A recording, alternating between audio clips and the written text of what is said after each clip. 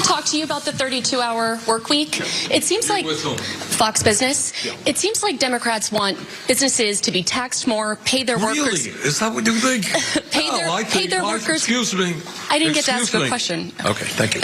Senator. You want to hold it? Okay. So that is obviously a testy exchange between Senator Bernie Sanders and Hillary Vaughn of Fox Business, who swears that she's going to get to the question after she rattles off her list of talking points against Bernie Sanders, who, as you probably are aware, earlier this week put forward legislation to establish a 32-hour work week with no loss of pay, effectively trying to improve the standard of living, the lives of working people. We're going to give him a chance to provide a little bit more detail on that. Senator. You want to hold it? Okay.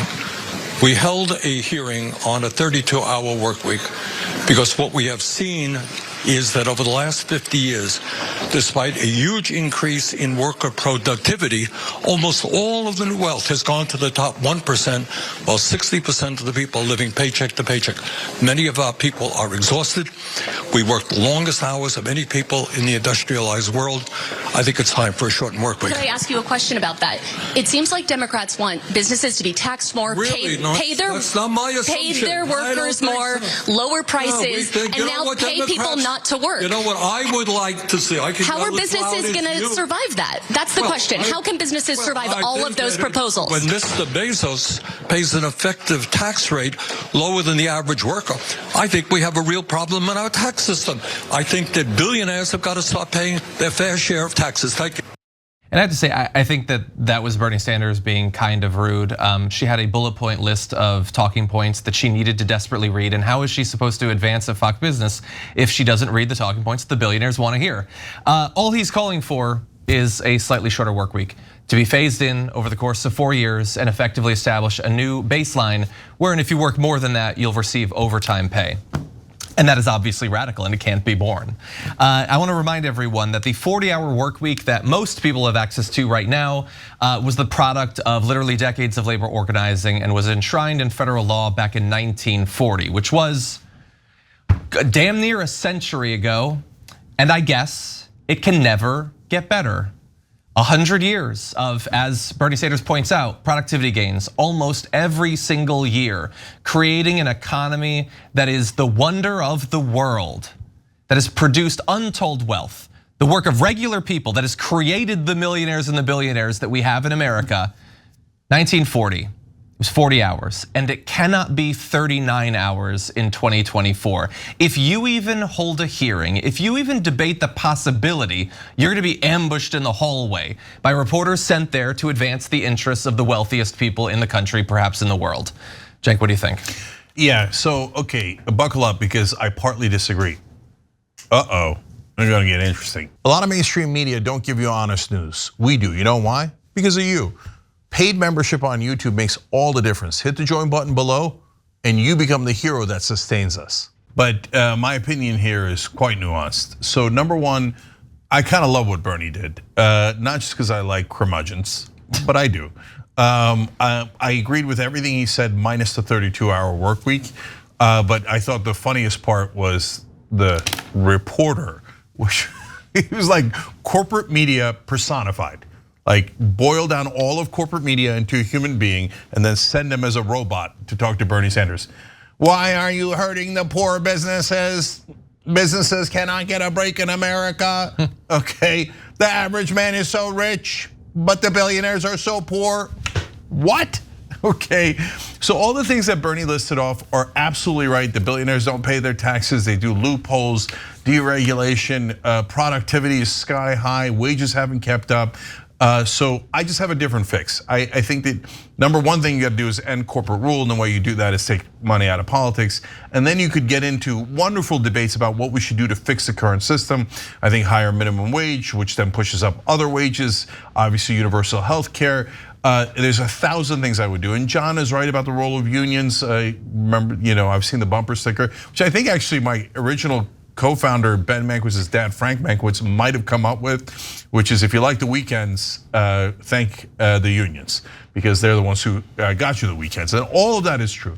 I just think that 32-hour work week is my least favorite of all of those proposals. Partly because I don't really agree with it, and we could have that debate.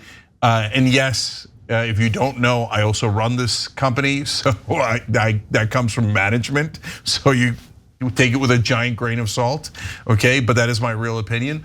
But also because I don't think it's great optics. So I think we have 100 issues on this topic, within it, right? The minimum wage and all the others, where we have enormous popularity, where the American people agree with us 67%, 70%, 84%, on and on and on. I bet 32-hour work week does not poll well. So it's leaning in the wrong direction in terms of both, in my opinion, policy and politics. But let's get other opinions. Mario, what do you think? Yeah, I think John. I agree more with John than you on this one, Cenk. And let me tell you why. So John talked about almost 100 years, and actually, it's closer than what you said, John. If you consider the fact that 1926, Henry Ford actually introduced the 40-hour work week, not based on science, just on the fact that the 48-hour work week didn't really produce any much productivity from his workers. So he cut their hours back to 40 hours without cutting their pay in 1926, and he saw productivity go up, and he helped eliminate burnout from his workers. So I think the idea that this notion that we need to be working people 40 hours a week is based on nothing. And we have too much science, too much tools, too much technology that can measure things to base anything that affects all of us, especially our working age people, but on something that's as old as 1926. Mm-hmm. I will also go and say that what I can't stand is Republicans talking about how much billionaires pay in taxes. Let's be clear. America's 400 wealthiest billionaire families pay 8% in taxes, where the average family is paying about 12%. So you have the richest people paying a lot less amount of their resources than the people who need it, people that are living paycheck to paycheck. So it's absolutely not just disingenuous for Fox Business to be making this argument. It's absolutely pretty damn disgusting if you're asking me. Furthermore, if we're gonna keep people at 40 hours a week, can we minimize that wage gap between those at the top and those actually producing something? We have more workers than we've ever had, and we need the least amount of workers than we've ever needed. And tomorrow we'll need less workers because of technology. So are we saying we're comfortable with people starving or not having enough to basically survive? Or are we gonna get serious about the universal basic income? Yeah, I would just argue for higher wages and higher benefits as opposed to lower hours. Like if you gave me an option, and I bet if you gave the average guy or average family an option of, hey, you work a day less or you make a lot more, I bet they go with a lot more.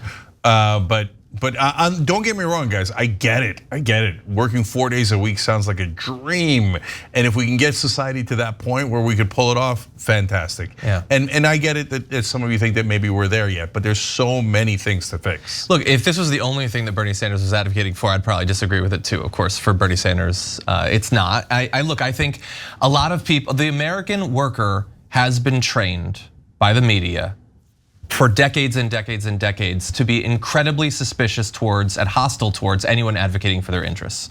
They have been trained to think that that's a damn commie, basically. And so I don't doubt that right now a lot of people would find it to be impossible, but it's not impossible. I mean, many countries have this. Many experiments have been run in different countries and in this country. And he has the stats on the number of corporations that have instituted 4-day work weeks.